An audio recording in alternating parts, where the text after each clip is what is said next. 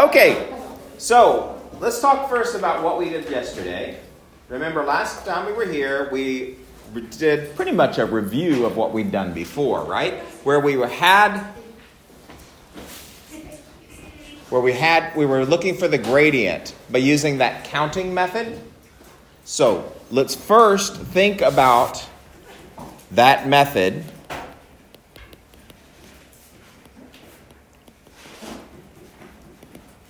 Because it's not the only method you're going to use for finding the gradient. And it's not the only method you're going to use for when you're working with linear graphs. The first thing you have to remember is that you can only use the counting method when you have the graph. This is really important, okay? Do you go to the grocery store to buy shoes? No. Probably not, right? Okay. But is there a store that sells shoes? Yes. Yeah, lots of them, right? Okay. So you have to have the appropriate piece of information to be able to do what you need to do. Does that make sense? So you need to go to the appropriate place to get the appropriate items, right? And so you need to make sure you remember that the methods we use are associated with a specific idea. So counting method for finding the gradient can only be used when you have the graph. You need to have that picture in front of you, otherwise you can't count, can you? Right? If you don't have the line, then you can't count points on the line, can you? So you have to make sure that you have the graph. All right? Good. And all we need to do is simply count as rise over what? Run. Excellent. And remember, just like stairs, you lift your foot first, right? Then put it forward. So I need the rise to be on the top and then the run to be on the bottom.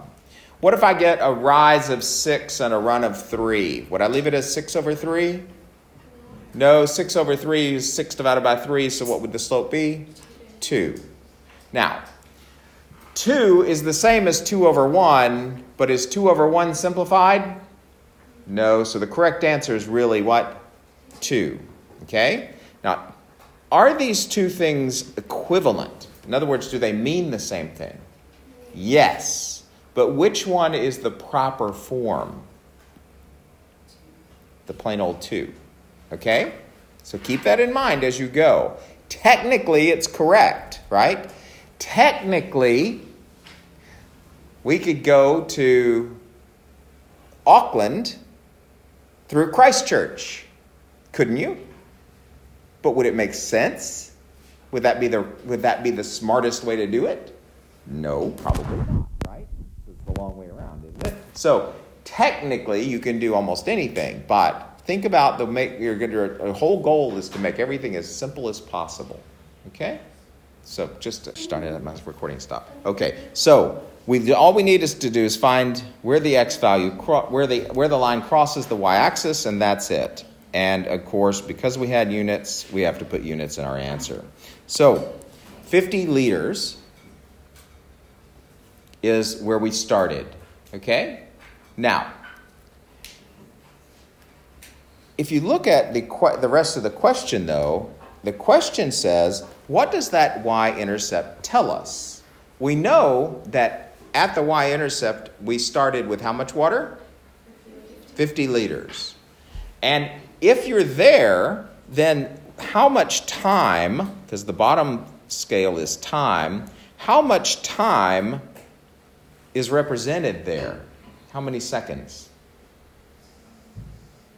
0, right? Anytime you're dealing with the y-intercept, that means the first value, the x value, is going to be y. So that tells me that in 0 seconds after I pull the plug. So in other words, before you pull the plug, right? 0 seconds before you pull the plug. So you haven't pulled that plug yet at that point. And so that's what it's telling us. The y-intercept is telling us that before I pull the plug, or at the moment I pull the plug, right? Either one mean the same thing. It still means that the plug is still there, then I had how much water in there? 50 liters. Excellent. Okay? Is that what the Y-intercept? And so that's what the Y-intercept is telling us. That at the beginning, okay? So take that. That tells us that the bath was filled with 50 liters of water when the plug is first pulled. So before any water goes out, right, before any time has elapsed, then we had 50 liters of water. Okay? So you can use this information to be able to answer questions as well. All right. Now, that's going into your exercises. I'm going to let you all do those. So let's go on to the next part. There's another way of finding the Y-intercept. And remember that many times, remember what I told you, it's going to depend on what information you had. If you have the graph, all you have to do to find the Y-intercept is find where the line crosses the Y-axis, right? But the second part of that, okay,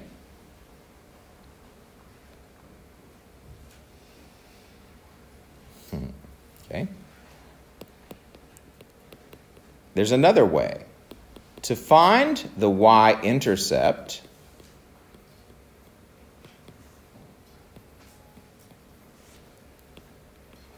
when you have the equation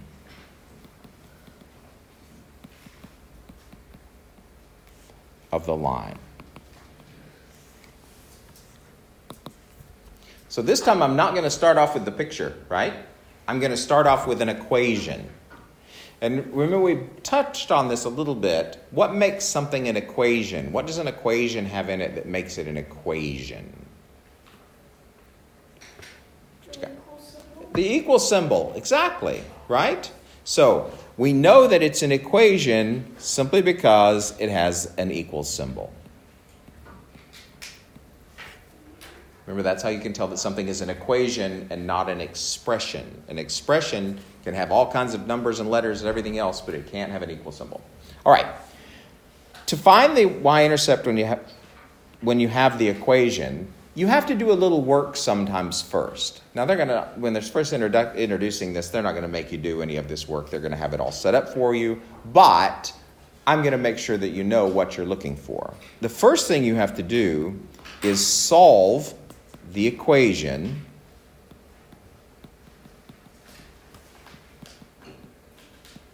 for Y. Go ahead and write that down, and then let's talk about what it means. Now, they're not going to make you do this. They're already going to be set up for you, ready for you for right now, because they're teaching you this. But as we move forward, when we come back, after we take this patterns test, then we're going to take an algebra test, and you're going to have to actually do this work. Okay?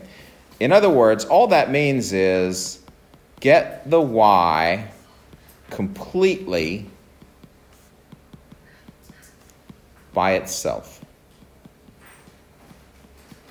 Anytime you're solving for a letter, all that means is get the Y completely by itself. Okay?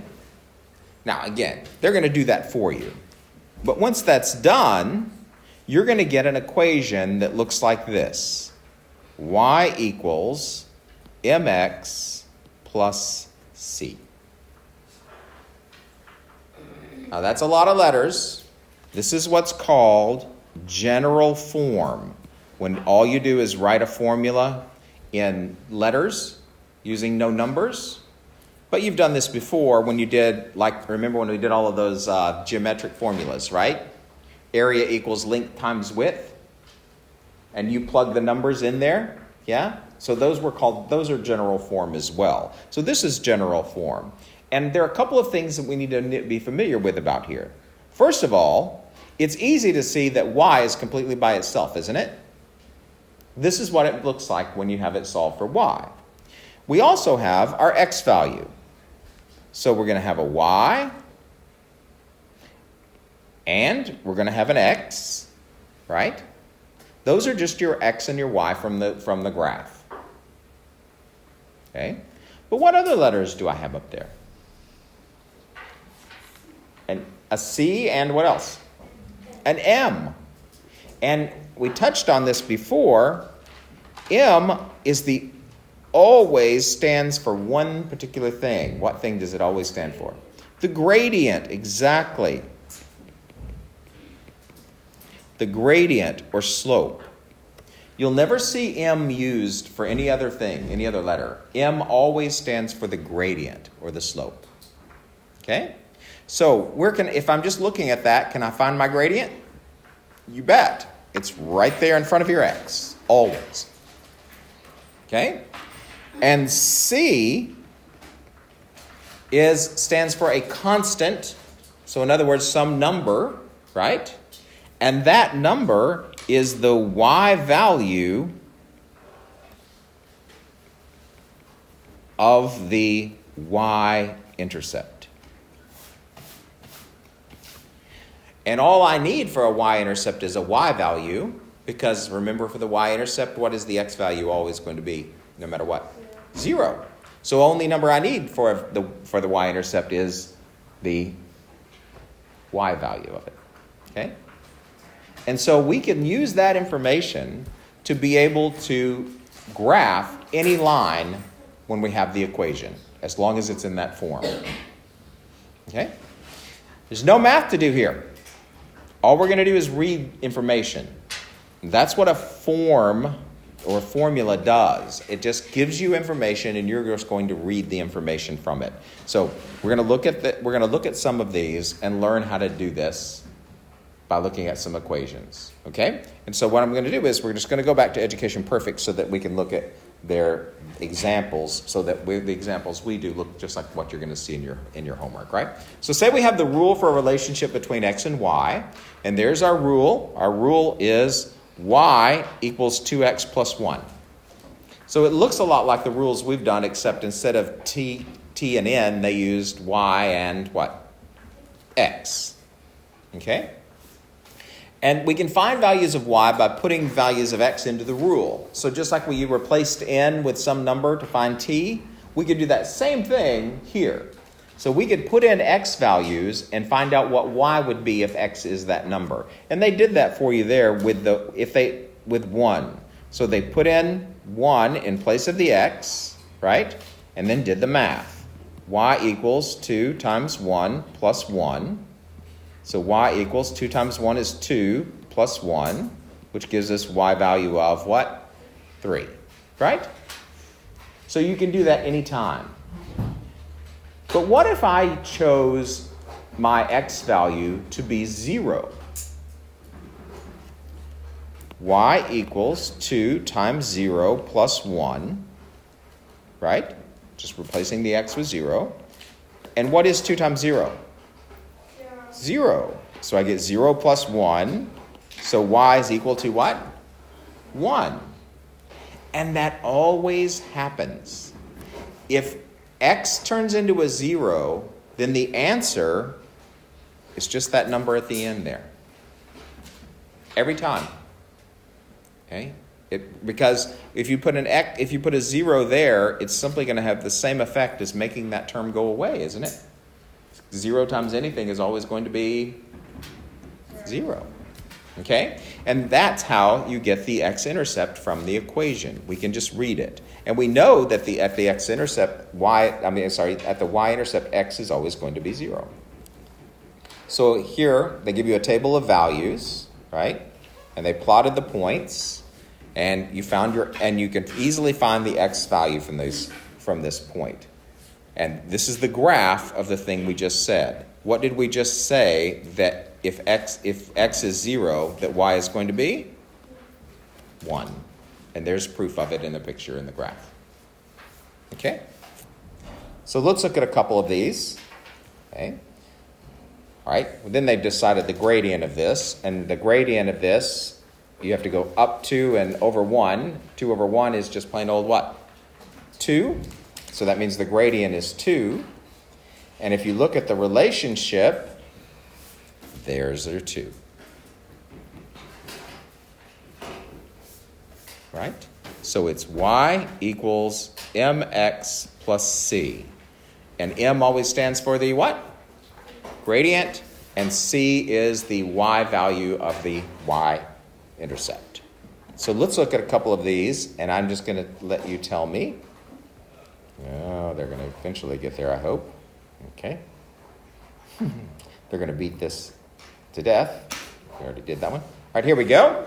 So it doesn't always have to be X and Y, right? We used capital T and N. Any two letters, it'll still work. Okay. So look at this equation. First of all, how do I know that this thing is an equation? What does it have that tells me that it's an equation? An equal symbol. Good. All right. So then, and it's already solved for one of the letters, right? It's solved for H. So that always has to happen. One of the letters has to be on one side completely by itself. And it is. Now, so that means that this isn't quite the format because of the we learned it as y equals mx plus c, but do you see the equivalent there? Instead of y, they used what? H. Instead of x, they used what? T. Does it matter? Not at all. Okay? So, first thing is, I want you to tell me what is the gradient of this line. And remember, the gradient, or m, is just the number in front of what thing? In front of your x, but in this case, in front of your t. What number is in front of t? 5. Then that means your gradient is 5. Yes? Sorry. Okay, so you're just going to answer a question. So, it's just a matter of reading it. Okay? But you have to remember which number is which. You're always going to have two numbers. All right? And the y-intercept of this equation is just the number that follows. What is the number that follows that? Or what is the c, the constant term? Negative 10. So the slope is 5, the y-intercept is negative 10. Easy enough? Okay. There's nothing more to it than that. Okay? All right.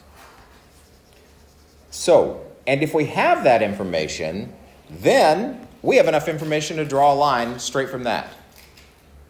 Okay? Because we know where the y-intercept is going to land. Where is it going to land? On the y... What's it called? What's the y line called? The y-axis. Good. So we know where that number is going to go. And I know that the slope can be counted as simply rise over what? Run. So to graph from an equation, we don't have to plot a bunch of points and build a chart and plot a bunch of points. I can just look at the equation and draw the graph. Let me show you what I mean. So here we go. We have an equation. So the first thing we want to make sure we do is find our slope and our y-intercept.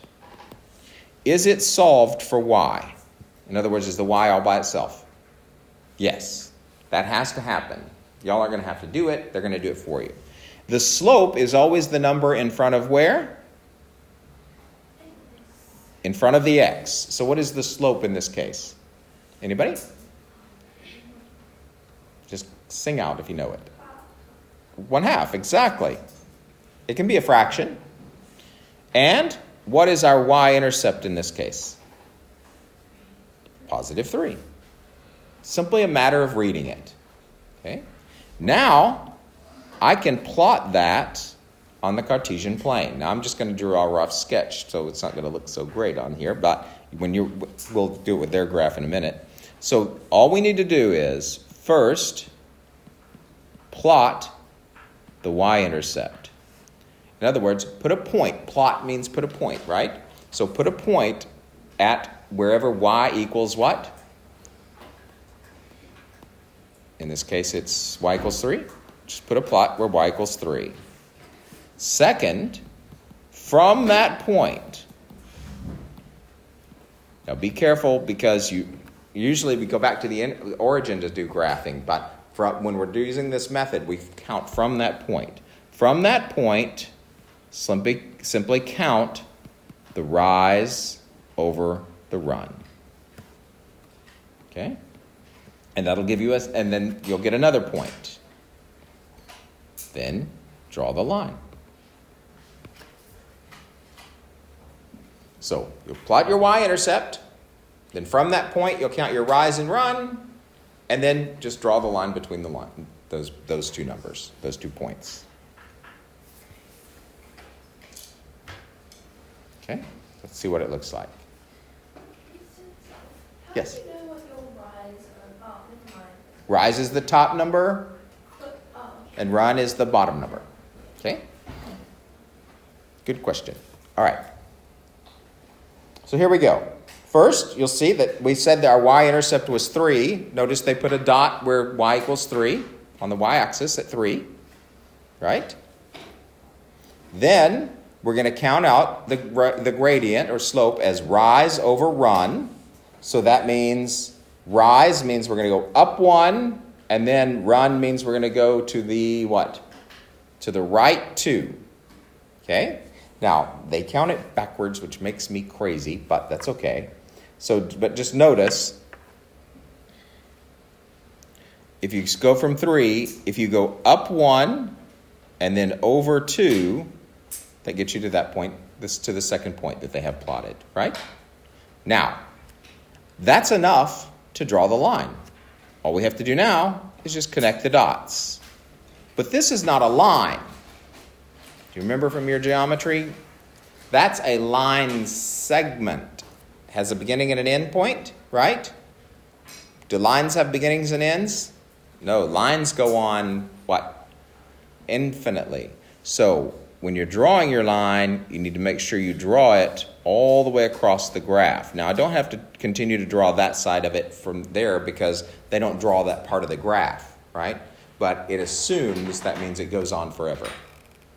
Okay? But you have to go all the way from one edge of the graph to the other. And you don't typically have to have the arrows. Yes? I was just going to say, do you have to put the Yeah. No, you can stop here if you wanted to, as long as you have an arrow. But I'm sure the graphing tool that they're going to give you will just have you draw the line all the way to the edge. I'm just in the habit of drawing arrows because I like to show that it goes forever. Okay?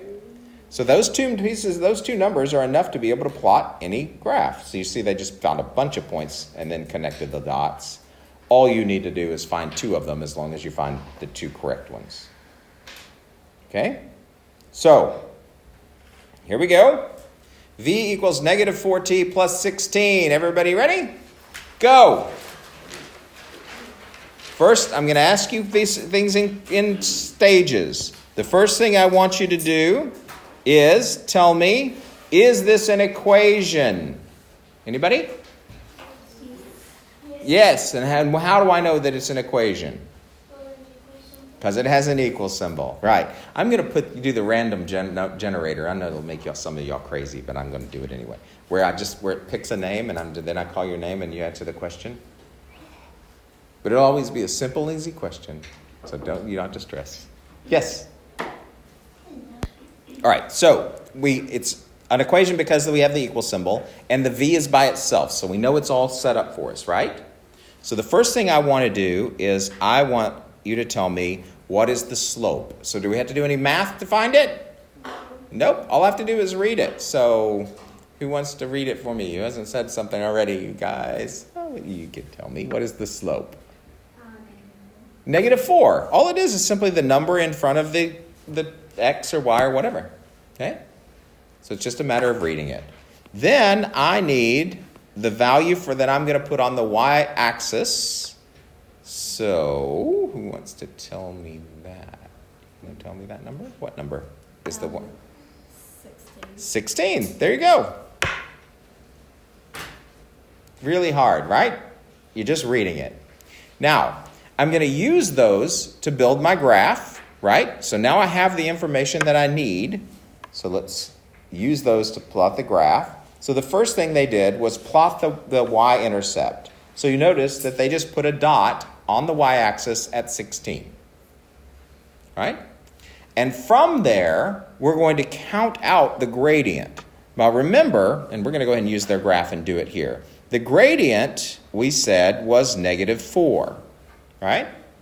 But remember, the gradient, when you're counting it out, I need a rise and a what? A run. So that means I need one number over another number. But what I have now is just a number. How can I make that look like a fraction? Put it over a Put it over a 1, exactly. If you don't have a number in the bottom, then you assume that number to be a 1. So now I have a rise and a run, so I can count. But what do you notice about your rise? What kind of 4 is that, guys?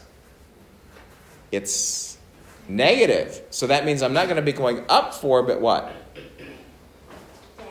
Down 4. But the 1 is positive. So that means I'm going to go to the right or the left? To the right. So I'm going to be going down 4 units and then to the right 1 unit. Mm-hmm. The thing is in 2s. Nope. Sorry. I'm not reading my own scale, right? There we go. Well, then let's read. Excellent. So it's in 2s. So down 4, it would be right there. Excellent. Thank you so much for that. And then, but the bottom scale is in 1, so just over 1. Watch your scale. I told you that the first thing, too. Oh, well. And, of course, it's recorded. So, now, could I do some more if I wanted to? Yeah. Do you have to? No, but you could. Watch what happens if you did. If you go down 4 and over 1 again, down 4 and over 1 again, what do you notice about all those dots? They're lining up in a straight line.